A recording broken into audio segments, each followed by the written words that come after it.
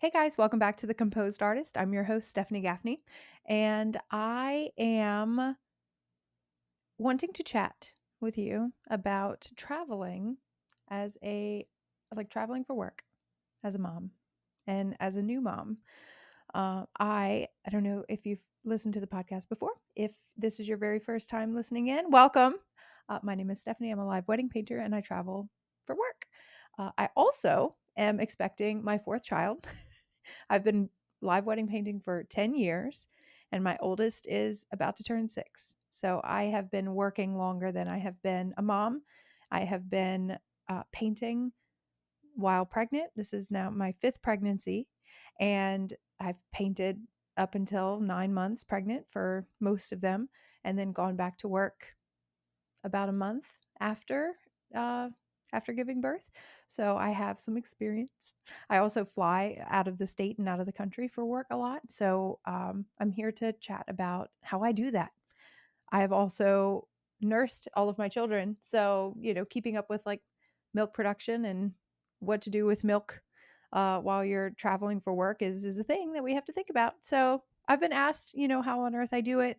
And so I wanted to record a little episode while it's fresh. Traveling for work while pregnant is a lot. It's exhausting. But, you just kind of go and come back and um, try to sleep on the plane. Traveling for work after giving birth is a little more complicated, especially if you're nursing. And there's a lot that goes into it. So that's what I kind of want to talk about today. I want to share some of the products that I use for those of you who are maybe you have a wedding coming up and it's out of state and you just had a baby or something like that. You have a situation where you're like, well, how on earth? What did you do? What did you use? So I have a couple of things that I want to recommend. So this will be a here are my favorite things kind of episode. And if you like this kind of if you like hearing about these kinds of things, if you're a guy and you have no interest, you can move past. But also maybe you have a wife or maybe you want to be married one day and you're curious as to what all goes into planning for and traveling and then like coming home, the whole shebang, traveling for work as a mom. It's a lot. I love traveling for work. I love traveling to new places. I love being able to serve brides and grooms in different parts of the world. I love the breaks, the little breaks. You know, I love ice cold, dark hotel rooms. There is a lot about traveling that I love and I don't want to give up. But there's a lot of planning involved and some things to consider whenever you leave. Having a lot of help at home is really helpful. Anyway, we're going to get into that this episode. So stick around if you're interested. And if you're not interested, then get interested because it's a very interesting topic. There's a lot of information that you may not know about that you might find interesting in this episode. Also, painting. Maybe I won't talk so much about painting, but I'm an artist and the work that I do is tough. The line of work, traveling as a live wedding painter, is a lot of stuff to bring. I'm not just bringing a laptop and a suitcase. It's a lot of logistics. So we'll be talking a little bit about that as well. So let's get into it. Welcome to The Composed Artist, the podcast where we explore the intersection of artistry, entrepreneurship, and self-improvement and continue to pursue a more composed life. I'm your host, Stephanie, an artist specializing in live wedding painting, living in the vibrant and soulful city of New Orleans.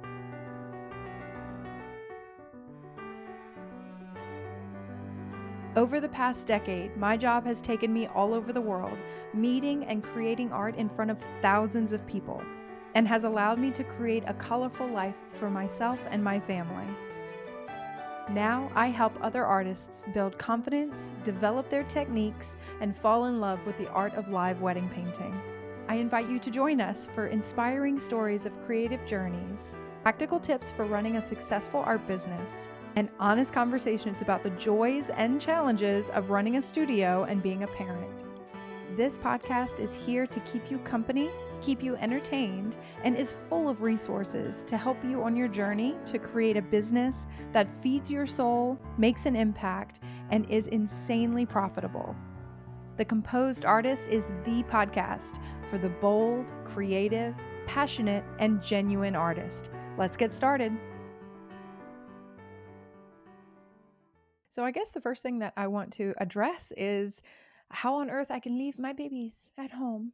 I think it's very important to have a lot of help, to accept help, to ask for help, and to lean on those in your life that you trust. I have a very supportive and involved husband who also is an attorney, and he has his own firm, and he works his tail off, and he works many, many hours.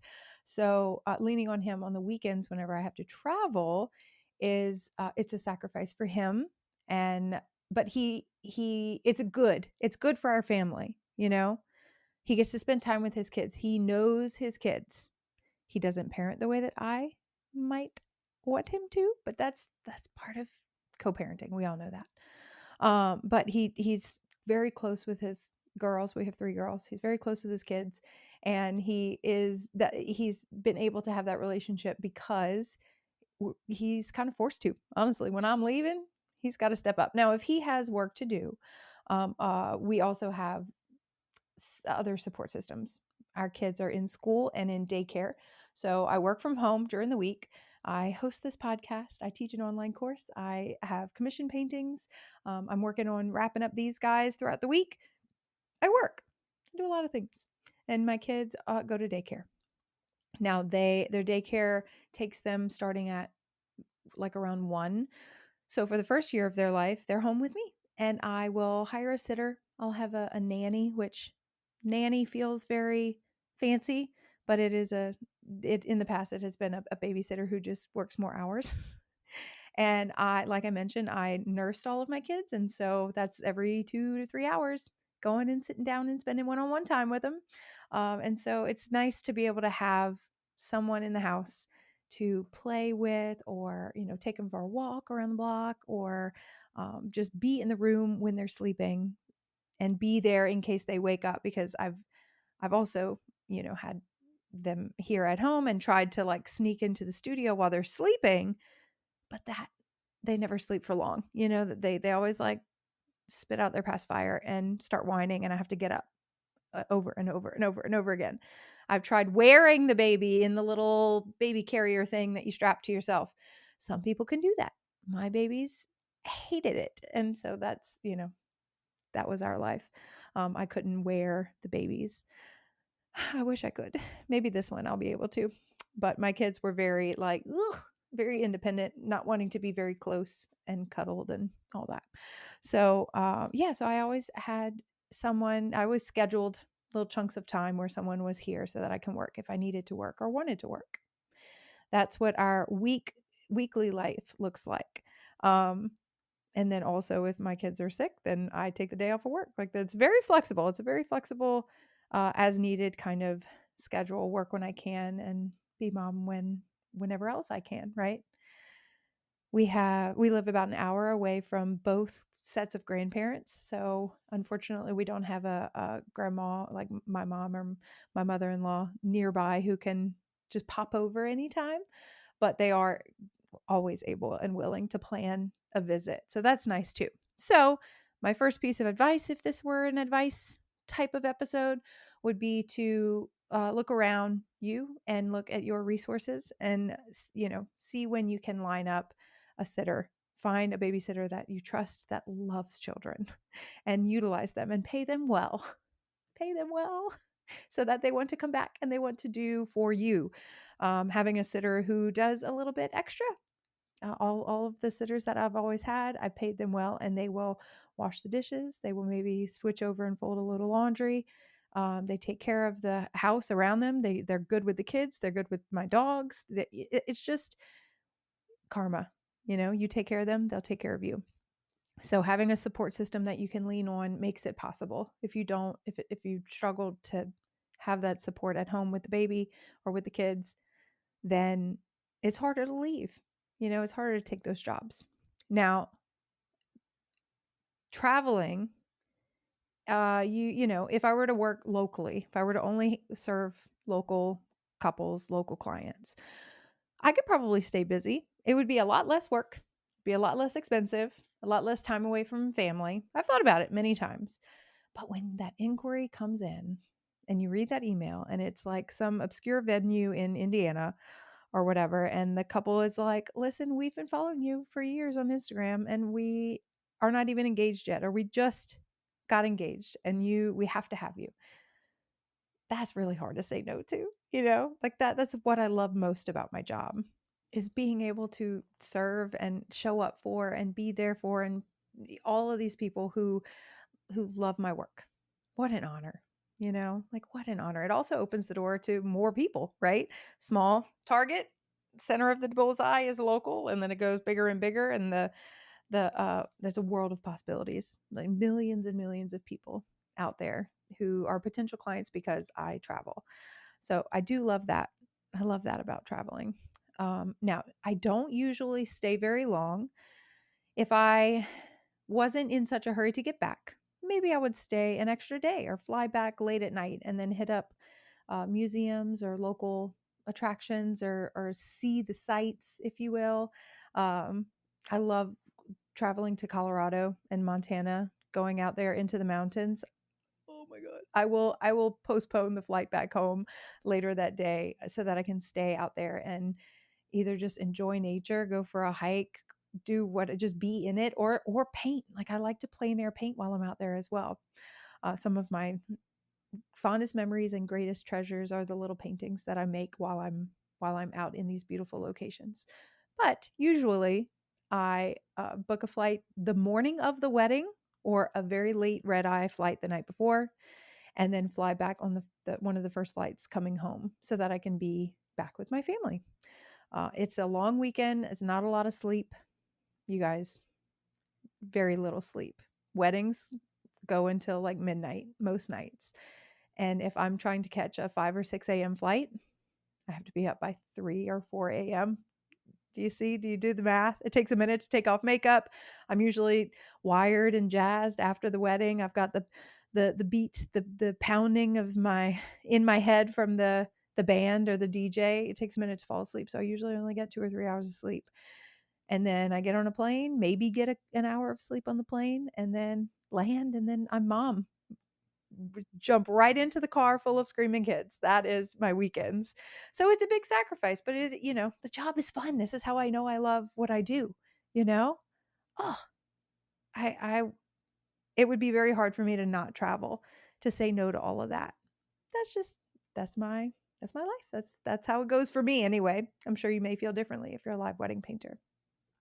Hello, entrepreneurs, listen up. Let's talk about protecting your business. We all know that having a solid contract is essential, but drafting them is daunting and can be very expensive. I'm an artist, I'm not a lawyer for a reason.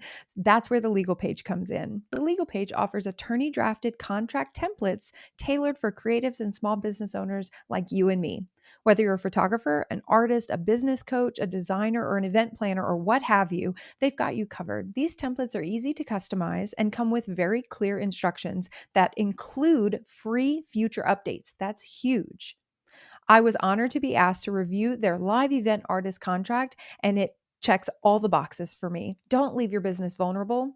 Invest in peace of mind with the Legal Pages contract templates.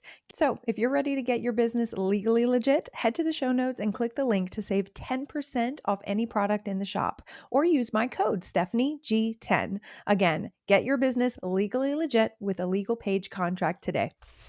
So let's talk about actually traveling while pregnant. Okay. When you're not pregnant, you've got all your energy. You're sleeping well. You're fine. Like not pregnant me and pregnant me are two different people, and there's a lot to consider. So leaving kids at home, that's one thing. It's kind of nice sometimes to get a break and to just focus on the job. I usually at weddings, people will ask me, "Oh, how is your baby?" or "How are your kids?" And I look at them, and my joke. We talk about responses for wedding guests in a previous episode. My joke is, "Oh, you just reminded me that I have kids." Now I miss them because I do. I forget. It's you're able to just completely immerse in the task at hand, And I'm so grateful that that is the reality, that because if I were constantly aware of my children or like missing them or being without them or being apart from them, it'd be hard. I'd be really sad. I wouldn't want to do that. So it's really good to be able to trust that they're happy and taken care of and not missing me at all. They're not missing me. My kids are not. If my children were maybe more needy or more attached, let's say, then maybe it would be harder, maybe just a little. But they're not. They're having a blast. My husband will record little videos, but before, like, they're laying in bed and he's putting them to sleep, and he'll record a video and he'll say, "Everybody say good night, Mom. We miss you." And they'll look at him and they're like, "Good night, Mom. We miss you." And then blow me a kiss because it's scripted. They weren't thinking about me. But it is sweet to get those little like, "Oh, good night." But anyway, I'm like going off on a tangent because I'm thinking about those little videos that he sends. They're fine. Like, they are happy. I'm able to focus at the task at hand, and I don't have any time to think otherwise. I have to get the job done. It is a very time sensitive, high pressure task. And so I'm able to focus on that. So all around, it's working out. It works out for me, and I'm here to support you if you want this to work out for you as well.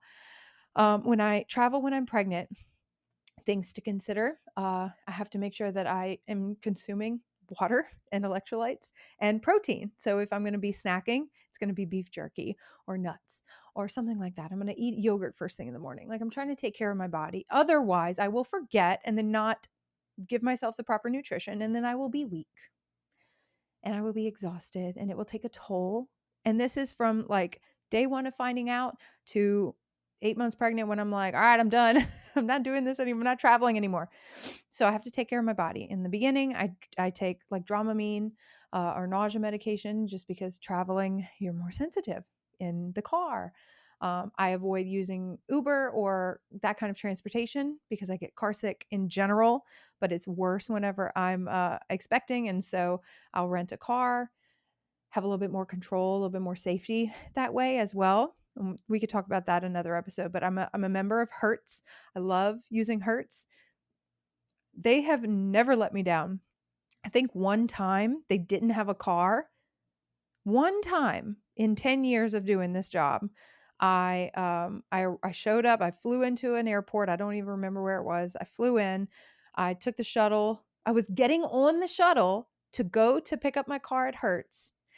And the driver of the shuttle said, "Hey, if you're picking up at Hertz, they are out of clean cars right now. They're cleaning, they're flipping cars in an inventory. I don't know how long it's going to be, but I just found that out, so I'm just letting you know." And I was like, "Oh, thank you for saving me the wait."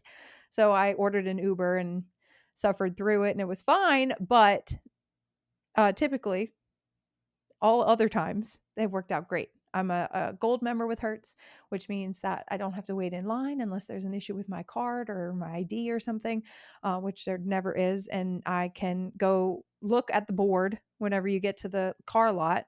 My name is written down on the board, and it tells me what uh, what section of the parking lot I can go grab a car.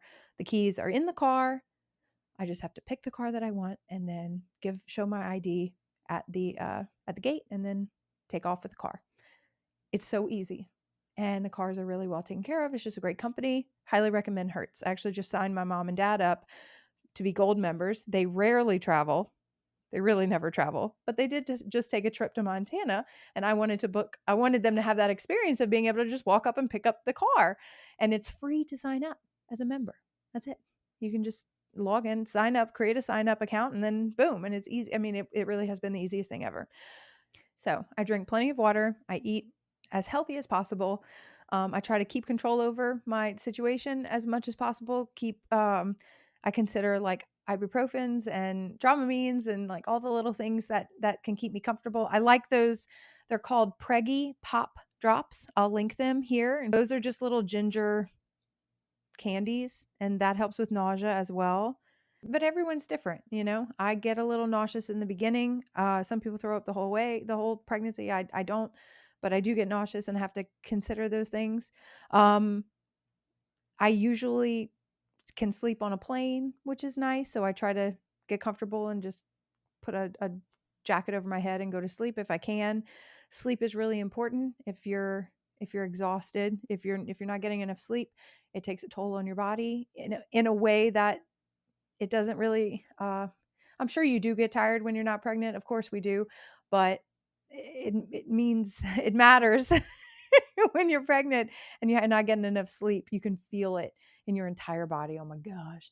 And then just stretching, just taking care of yourself. Get up, take care of your. Be considerate and conscientious of your circulation.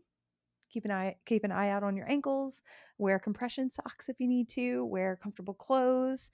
All consideration for appearance goes out the window when I'm pregnant. I am comfortable, and I am, keeping a jacket on me so I can use it as a pillow or a blanket, or just have pockets. Just kind of considering those kind of things. You may have heard me talk about my little side business, my little fine art print shop. I create an original painting, I take a photo of it, and I print it, and I print it again and again and again. I make hundreds of dollars, thousands of dollars a year on prints. It's so easy. And I learned everything I know about creating my own prints and printing them in-house from Laurie Ann Gonzalez and her Art to Print course. I highly recommend, if you are an artist and you want to make easy money from your original works and even the commission works, you can resell those as prints. I recommend you check out Art to Print. Laurie Ann has a very direct way of teaching, and you are really going to appreciate her no fluff method of giving you information and telling you exactly what you need to do to make making fine art prints in your own studio a breeze. You can check her out online at learn.laurieannart.com. That's learn at LaurieAnnEart.com, or just click the link in the show notes for my affiliate link. Check her out and thank me later. And then another thing that I consider when I'm traveling while pregnant is the load, carrying my travel stuff, my luggage, things like that. When I'm not pregnant, I'm able to carry on my French box easel. It kind of doubles because it's a box with a like hinges and a latch. It doubles as a case of sorts, so I can stuff some things in there and use it as a carry-on. It is the exact size of a carry-on, and it fits in, other than those little teeny tiny planes that hop, from one location in the mountains, like Montrose Airport in Colorado is the teeny tiny airport, and you have to connect to it. And the planes that go from Denver to Montrose are little teeny tiny tin cans, and so those overhead compartments are very small. But you can always gate check it or put it somewhere. I haven't had a problem with that, knock on wood. But when I'm not pregnant, I can carry that and carry a suitcase, and those are my two carry-ons, and I don't have to check a bag. That was back when I was using acrylics. Now, if I were to use oils, then I would have to check the painting, but I digress. I can carry it on. Now, when I'm pregnant, I try not to carry, drag, lug, roll, anything. I try to minimize that as much as I can. So I actually have an extra large suitcase. I've tried a couple of different things, and I'm going to kind of run them by you. I have a very large Pelican case. Pelican is an excellent brand of travel boxes. Rhodey case also. Those are those cases that are custom made for like band equipment. You've seen them if you've been to weddings or you've been aware of band members who travel. They're these black boxes typically, but they're custom made for their equipment. You can have a Rhodey case custom made for your canvas. That would be really wise. They're kind of heavy, but they're easy to travel with and safe. So I do recommend the Rhodey cases. The Pelican cases, those are very heavy duty, very like indestructible, super, super safe for traveling. They're heavy. So it's going to push that weight limit every time. It's going to exceed the weight limit every time. You may have to pay extra depending on what airline you travel with. I love to travel with Delta. I fly with Delta as often as possible. I'm a member of all the different airlines to get as many points and benefits as possible, but Delta has been the most reliable in terms of like connections and baggage, keeping track of baggage. They have a really great app system. All of the airlines are doing pretty well. I say all of them. The major airlines are doing pretty well tracking bags and keeping you up to date on delays or cancellations with their app systems. They're pretty fun. They're pretty reliable, I would say. But Nobody's perfect. There's a lot of moving parts, and so travel delays are to be expected. I think I'll record another episode on traveling as a live wedding painter because that's a tangent that I don't want to really get into today. There's a lot of risks that go along with traveling for work, especially when it comes to traveling like on or around a wedding day with equipment. A lot of costs involved, just a lot of questions that I've had. So I'll do another episode about that. But anyway, recommend Delta hands down. Cases. Let's get back to cases. So I do have an extra large Pelican case, and I'll link the exact one that I have. I have two. I'll link the two that I have. One is a carry-on size. One is checkable, if you will. It's huge. But what I've been doing, and probably for the past 2 years, I bought a large Travel Pro luggage case. It's Travel Pro is a brand of luggage. They're really sturdy. It's a hard case. It's not a soft case, but they have these little metal edges on the corners. And I don't know if you've ever watched the TSA agents or the baggage guys. They throw those bags around left and right. I am always seeing bags busted open, going around the conveyor belt to get picked up and like taped together. Like they're just very rough on them. And in this case, in this suitcase, I have my French box easel, my bag with all of my equipment, including my light and more delicate items like that, my paints. I do travel with my oil paints. That way I check them on the plane. The only thing I don't check is solvent. And I always pick solvent up on site. So that's another stop that I have to make whenever I get to the venue location. Not the venue, but the location where I'm traveling to. If it's Huntington, Indiana, then I'm going to look up the Michaels or the Hobby Lobby or a local art store in that area near that airport. This is also really good advice whether you're pregnant or not. When you're traveling for work, make sure that there is an art supply store very close to the airport or like right there in town, so that if you lose any of your bags, if you lose anything, if all of your paints are tossed by a TSA agent or they bust and get all over everything, if you need to start from scratch, you can get everything you need locally on site. Knock on wood, hopefully that doesn't ever happen, but I usually do swing by an art supply store and get solvent. Sometimes I'll get the canvas there, but since I've been working with oils, I bring the painting back with me. So I transport the canvas there and back. So I just bring the canvas from home. But that's just really solid advice. Have a plan B for materials because you can't do your job if none of your supplies show up or, or get lost or get derailed or sent to another connection. I mean, that stuff happens. It's wild. It's out of your hands. It's a risk that you and your client should talk about. Also, another piece of advice when you're having these confirmation calls, even as far back as your discovery call, you should talk about the risks that are involved. Like you have certain control, but once your bags are out of your hands and you check them on the plane and they're out of sight, like you don't have hands on that anymore. If you have a connection, like risks that bags get lost. So it's just something to talk about and say, now I have a plan B. I can pick all this up. You can choose whether or not to charge your client. I wouldn't, because it's not their fault. It's really unfortunate. But the alternative is I don't have my supplies, so I can't do the job. So I have to refund all your money. I'd rather spend a couple $100 and get the materials that I need and do the job and then take them home. And then, oh, darn, I have two of everything. So that's just how I would do it, but do what you want. Hey, live wedding painters. Have you taken a minute to evaluate your business yet? Have you started to think about next year yet? As this year comes to a close, it's important for each of us to take a moment and reflect. Did you hit the goals you set for yourself? Did you set goals at the beginning of the year at all? Was there any clarity in your vision for your creative business? Or have you just been hanging on for the ride? Now, imagine starting next year with a clear plan. A year where you're building a stellar portfolio and booking dream weddings, showing up with confidence and taking bold steps toward your career goals. That's exactly what my goal setting workbook is here to help you achieve. Created for the members of my online course, The Wedding Painter's Blueprint, the Goal Setting Workbook is more than just a place to jot down ideas. It is your roadmap to success for the year ahead. With guided evaluations, you'll identify your unique personal and professional challenges. You'll address physical and psychological elements that might be holding you back. And you will set clear, achievable goals and map out the steps to reach them so you can turn your vision into reality.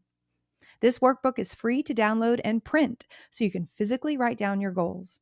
It includes tools to help you track your growth and adjust as needed, and will actually help you take vague dreams and turn them into concrete plans, and turn those plans into real success. Next year doesn't have to feel uncertain.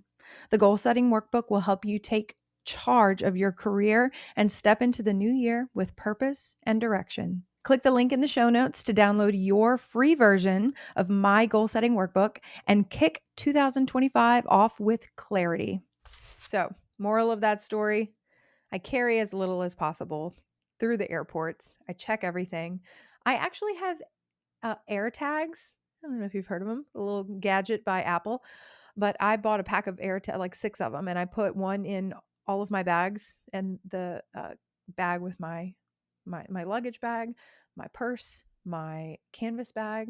I have an air tag in everything so that I can track where everything is.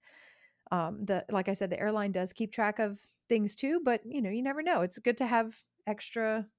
I've been able to track the air tag faster than the app refreshed or updated in the past, and so it's nice to have. That's a really good piece of advice. Put an air tag in all your stuff, and then you won't lose it. Or if you do lose it, you can track it down pretty quickly. So that's very solid. You can carry on, or you can check all your bags. Now, the canvas. You can get a roadie case, custom made. I do know artists who have done that. I like that idea. It's just heavy, and you just have to roll it or carry it. My solution has in the past been a very large box. I get all of my boxes from Uline.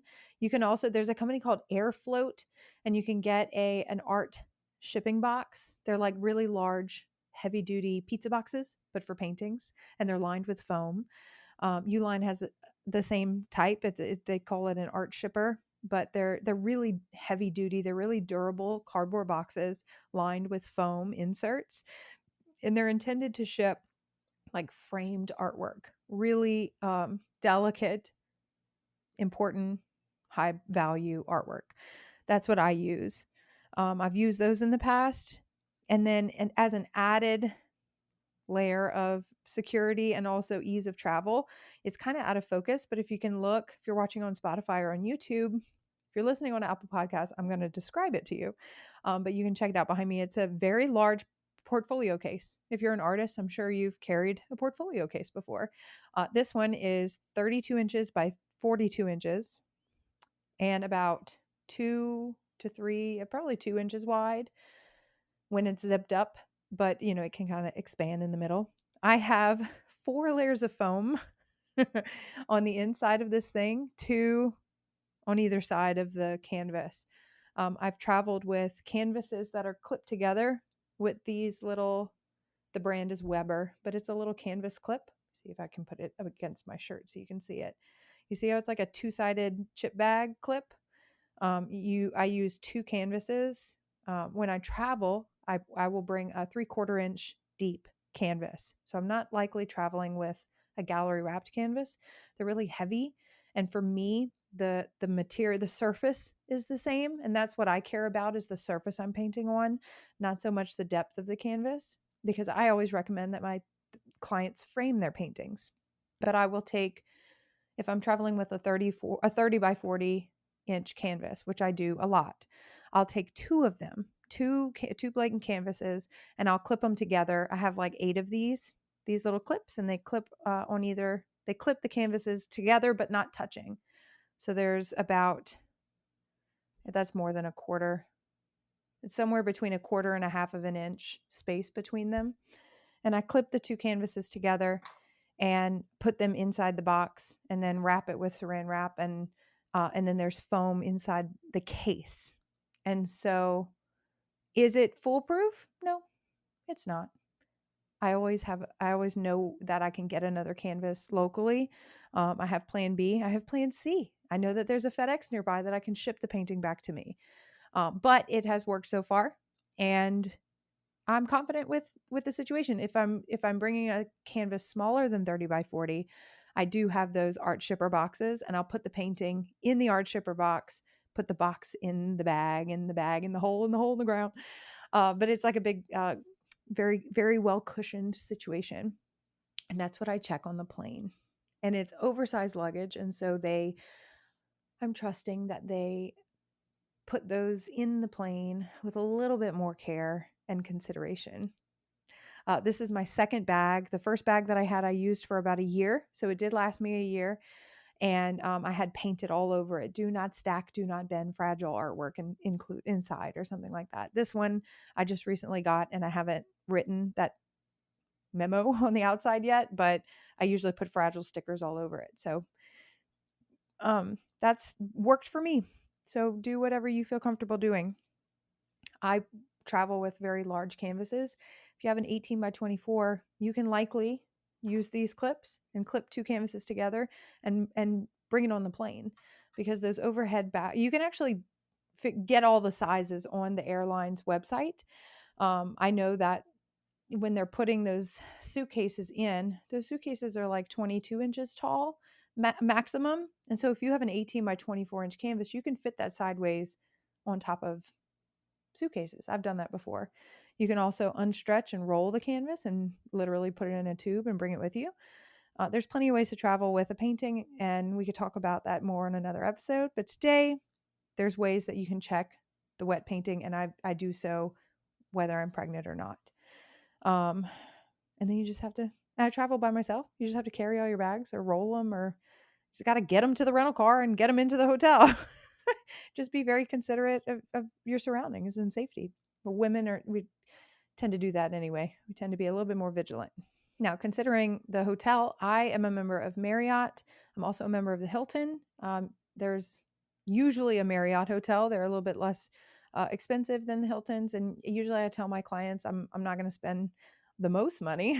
We're going to keep the cost reasonable, because I'm not profiting on this, but they still have to spend it, right? So I try to keep it very reasonable, but safe. So I always look up where I'm going, and if there's I can make the call whether I'd prefer to stay closer to the venue or closer to the airport. Typically, I stay closer to the airport because, like I said, I'm usually kind of on this runner's high at the end of the night, this little adrenaline rush. So I can make that. I'd rather make that drive, that hour or so drive from the venue to the airport, and then be able to wake up and get on a plane, as opposed to go straight to sleep after the wedding ends and then have to get up an hour earlier to make that drive in the morning. You know what I mean? It's better for me to be closer to the airport in the morning. And usually there's Marriott hotels everywhere. And then Hilton, there have been a couple of times where there wasn't a Marriott, but there was a Hilton. And so I signed up for their rewards membership situation. But highly recommend Marriott. And they've got a lot of like sister hotels, like the Fairfield Inn and Suites, like all these like random little, they're all Marriott hotels. So being a member there, it gets you a better rate, and then you get points, and then you can use points. I like to use points. Chris and I make a big trip every 2 years. Last year we went to Greece. 2 years before that we went to France. And because I travel so much for work, our international flights and hotels are purchased completely with points. That's a lot of points. It's like 400,000 points or something that are acquired. So it does behoove you to join the rewards programs for all of these companies, whether it's airline or hotel, whether you're pregnant or not. I also use the Capital One Venture Card, get a lot of points with that, and then I'm able to purchase those flights and hotels when we travel for personal reasons. I'm able to purchase those with points through Capital One. Highly recommend. Okay, let me think. Have I talked about traveling while pregnant enough? I think I have. You just get bigger, more stretched out, heavier, tireder. Just take care of yourself. But it is possible. I recently had a wedding in May. I had a wedding in Houston, and I stayed at the Hotel Zaza, and it was a very, very beautiful, I think, historic hotel. Gorgeous. The wedding was actually in the hotel, so that was convenient. Just had to get on the elevator and go down and walk out to the ballroom and then go back to bed. But I remember thinking it overlooked, my room literally overlooked this park where there was a museum, like an art museum, right there across the street. And I remember thinking, I should really go to that museum. It's right there. Go, you're here all day. I think I flew in the night before, so I stayed there for 2 nights. So I was there all day on the wedding day. I didn't have to be down until 4 o'clock, I think, 4 or 5. So I had all day. Do you know what I did instead? I ordered room service and I slept. I took a long hot shower and I took naps. And I needed to do that because I was exhausted and pregnant, and I wanted to be very well rested and not have been on my feet for a couple of hours when I had to do the job. So that's what I prioritize when I travel, is taking care of my body and taking care of myself so that I can do the job at expert level, completely well nourished and refreshed and ready to go, creatively inspired. My cup is full, and then work until I drop and then come home. That's how I work. That's how I operate. If you're interested in hiring me, that's what you're going to get. Oh, maybe one day I'll stay an extra day. Maybe when my kids are older, I'll make more time to play while I travel. But anyway, now, all right, artist friends, if you've been wanting to try oil paints but don't know where to start, I've got the recommendation for you. Chris Fornatero, also known as Paint Coach on YouTube, has an incredible course called The Foundations of Oil Painting. And honestly, it's one of the best resources out there for mastering the basics. Now, you know, I have my own course and mentorship program specifically for artists and live painters. And I'm super proud of the work that we do there. But I'll be the first to tell you, we don't go nearly as deep into the fundamentals of oil painting specifically as Chris Fornatero does in this course. He breaks down everything, not only the materials that you need and how to use them, but also value, color mixing, brushwork, and setting up your palette properly so that it clicks. Whether you're brand new to oils or you just want to strengthen your foundation, this is the course that I recommend. To check out the course and support the show, visit paintwithpaintcoach.com or go to my show notes and click the link there that I've provided. Get the skills, the confidence, and the solid foundation to make your best work yet. Now, let's talk about after you have a baby. I will address the scheduling issue, okay? Let's say you don't have kids yet and you're trying to plan your future and you're booking weddings and your clients are wanting to book you a year in advance. And you're like, well, we're thinking about maybe having a baby next year. Should I not book any weddings in March because we're planning to conceive in November? You know, like the math. Some people get pregnant right away. Some people struggle to get pregnant. Some people struggle with infertility for years. Like you don't know what you can expect. My first two right away happened right away. It was wonderful. The third, it was 12 months of trying. And because why? I don't know. Just a random fluke. My fourth, we miscarried last year, but Hazel was 6 months old. So that was a surprise. We weren't trying. So, you know, you never know when it's going to happen. And I think like work is very important. Your clients are very important, but I think that to a certain degree, you have to let life just happen, you know? Stress and pressure and tenseness that can prevent pregnancy from happening. And so if you're wanting this to happen, then trying to plan around it can add stress to your life, and it can really throw you off, throw your hormones off. So I think that you put life and family first, and then work, you deal with work later. Okay. So if the inquiries are come in, you can try to plan a little bit, but you get to even tell your inquiries that are coming in. You can tell them like, you know, hey, we're growing our family. Yes, we can book, but this may happen. Or you can just choose not to worry them about maybe being dumped later. Like you just keep that to yourself. And then if you find out you're pregnant, here, let me tell you a story. The moment you find out you're pregnant, you want to, you know, you do the math and you find out where your due date is. And then you want to clear your schedule that month. You want to start planning, you want to start nesting. But miscarriages happened to me last year.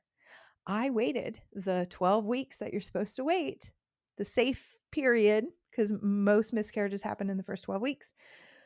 I waited 12 weeks. And on Monday, the Monday of my 12th week, I emailed and canceled 5 weddings. I had that heart wrenching conversation and canceled 5 weddings around the time that my due date was. And then on Wednesday, 2 days later, I went to an OB appointment and there was no heartbeat. Life happens. You can't necessarily plan for everything. Did I think about emailing those clients? If you're listening and you were one of those clients, I want you to know I thought about emailing you and saying, just kidding. But it's a really emotional thing. It's a loss.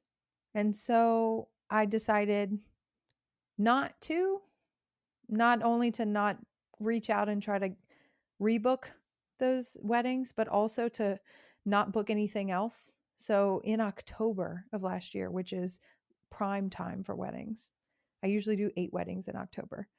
I didn't work at all, and my husband and I went to Greece. We left town.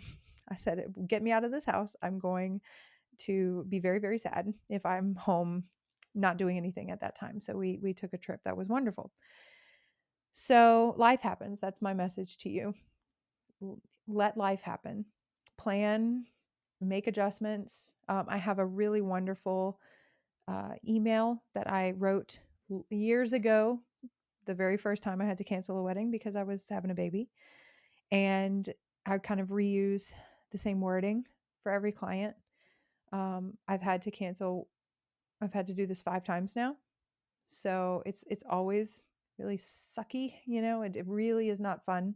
I use the word bitter. So I have bittersweet news because I know this is going to really hurt. This is a bride on her wedding day. She has already secured her live painter. And now for no fault of her own, like she's going to lose that booking. It's really sad. I don't enjoy doing it. But I have also kept a wedding 2 weeks after giving birth. And I shouldn't have done that. That wasn't good. That wasn't smart. It worked out. I did talk to the clients ahead of time and told them, they knew I had just had a baby. It was local-ish. I had to drive about 2 hours. It was just a lot, the sleep deprivation. So let's talk a little bit about what it's like after you have a baby and then traveling for work. So even if everything goes well, and I have been fortunate to have very healthy deliveries and postpartum periods, very fortunate, very blessed. Even if everything goes well, you are completely sleep deprived. You are a shell of the human you were before. Every ounce of you is healing, physically healing, and also completely concerned about this very delicate baby that needs you, right? Your sole job is to heal and take care of the baby, keep them alive, keep them fed, keep them happy. And also your other children, if you have other children. Yeah, so that happens. And that feeling, that period of time, the freshness, that brand newborn baby is about a month. And then up to 3 months, they're considered like newborn. Okay. You are not sleeping. They don't start sleeping through the night until about 3 months. And then at 4 months, congratulations, they start cutting teeth. And so they have a 4-month sleep regression, which we can talk about in another episode. Yikes. But anyway, the point is you are sleep deprived. And when you're traveling, there are good parts like being able to sleep in a dark, cold hotel room with, I used to set an alarm to get up and pump every couple of hours, but there's no one waking you up. Like it really is kind of like a little vacation. So that's the pro, but everything else is harder. You are still healing. You are still like weak. Like and if you're nursing, the majority of your calories go to that. I think I heard it on another podcast, natural birthing podcast. I think like 12%, it was an interview. Some doctor came on. She said like a very large percentage of your brain, like the calories that you burn in your brain, are dedicated to producing breast milk and in your body in general. Like it is a full-time job on top of your full-time job. So that's something to consider. A couple of things that have helped. In the past, I used the Medela brand hand pump. It was lighter weight. It literally, it's one of these pumps. You pump it with your hand. Okay. You can bring the heavier ones, the mechanical ones. Those you have to plug into a wall or keep charged. I'm going to try something new this time if I have to. I haven't bought it yet, but there's a Medela brand hands-free pump that you can wear. It's 2 pieces and it and it goes on inside your bra and you don't have to hold it, but that too also you need to charge it or plug it in. So the hand pump has worked for me because I can literally do that in a bathroom stall. I can literally do that under my shirt. Very inconvenient. And I want to tell you guys, I'm so excited. I don't know if you've ever noticed in an airport, they have these pods just kind of placed here and there up against the wall. You might not have even noticed them, but they're called Mamava pods. Mamava, designed by women, of course. All the best inventions were designed by women. It's a little room that there's an app that you can like figure out where they are, like on a map, figure out where they are, and then get a little code because it's like a little button code, and it's a little room. It's temperature controlled, so from the app you can control the temperature, you can control the lighting, you can control like the sound. Like if you're nursing, if you have an actual baby, you can control kind of the ambiance of the room itself. It is clean. It is sterile. It is private. It is lockable, and it is a safe place for you to go and nurse or pump in the airport. Most airports also have rooms, like mother's rooms, they'll call them, and they have a rocking chair and a bathroom and a sink to wash your stuff, whatever. Having had to pump in bathroom stalls, the mamava and the mother's room are an absolute godsend. When I had my first baby, I didn't know about those things. And so this was in 2019. And so I pumped in bathroom stalls. It was not fun. It's very gross. You can also choose whether or not to keep the milk. You can keep the milk. If you keep the milk, you have to put it on ice. So I usually travel with like a tote bag ice chest. They're backpack ice chests. There's all kind of ice chests, but the one that I had is like a tote bag. And I would just put the pump parts and everything in there and it had frozen ice blocks. So I put the milk in bags. I put everything in there with the ice blocks. And then when I get to the hotel, I would likely call ahead of time and ask. But yeah, every hotel room has a little mini fridge. Some of them have a little freezer part at the top. And I have frozen breast milk in that little freezer parts. And if you get there and that isn't cold enough, or for some reason your room doesn't have one, which would be odd, you can always bring the milk and put it in the kitchen freezer at the hotel. I've done that before. You don't have to if you're not comfortable doing that. You can also pump and dump, so you don't have to keep the milk. I was trying to keep the milk as much as I could, but in times where it wasn't safe or sanitary or I didn't trust the situation, I would just pump and pour out the milk. That's always heartbreaking because it is like liquid gold, but you can freeze and keep the milk and bring it back. The TSA agents tend to just on a basis of preference go through your ice chest bag with more or less care and security. I've had people pull out milk bags and scan each one for explosives or whatever. And I'm sitting there like, are you serious? It's very infuriating to watch because they don't know what they're dealing with. They don't know what they're doing, or they're taking their job too seriously, in my opinion. It's breast milk. There's a pump. I mean, it's literally dripping with milk. It's not an explosive. Some people will open the bag, look and see what it is, say, I got you, girl, and then they'll let you pass.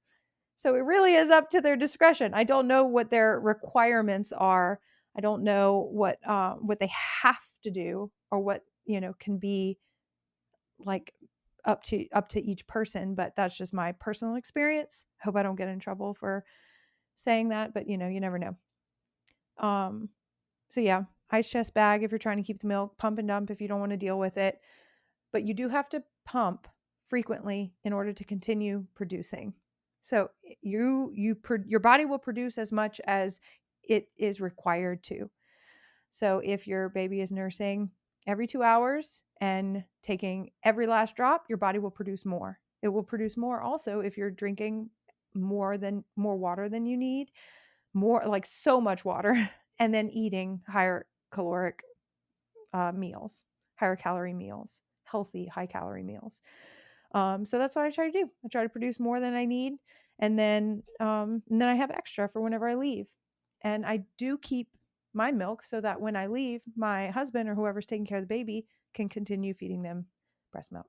We fed formula to our kids as well. I'm pro nursing, pro breast milk, but we fed formula, and a fed baby is what is the saying? Fed is best.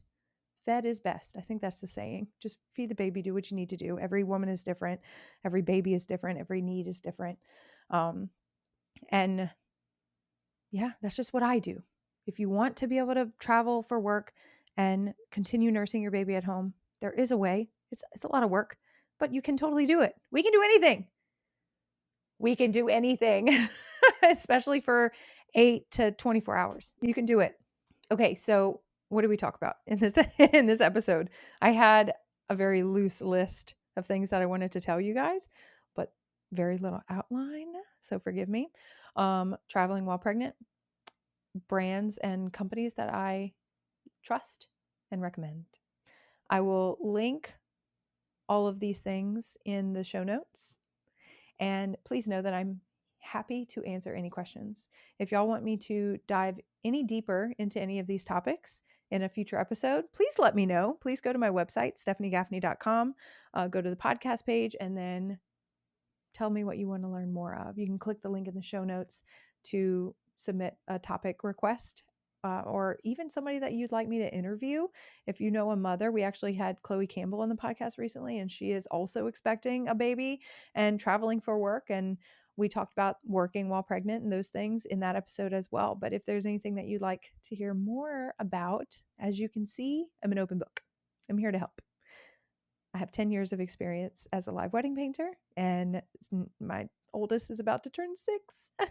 6 years of experience as a working mother, and breastfeeding tips. I think I've said that word a million times, so my SEO for this episode is going to be through the roof if you're searching for that. But yeah, that's all I have written down. Let me know in the Instagram account as well. I can't wait to share this episode. People are either going to love it or they're going to be like, okay. But yeah, I hope that this was helpful. This information would have been wonderful for me to know when I first got started on this journey as a working mom, but now you have it. Here you go. Yeah, have a wonderful week. If you have a wedding coming up, best of luck, and have a wonderful summer. The weather has been rainy and sunny and regular South Louisiana rainy summer weather, whatever. It's been great. I'm literally loving it and loving spending extra time with my kids.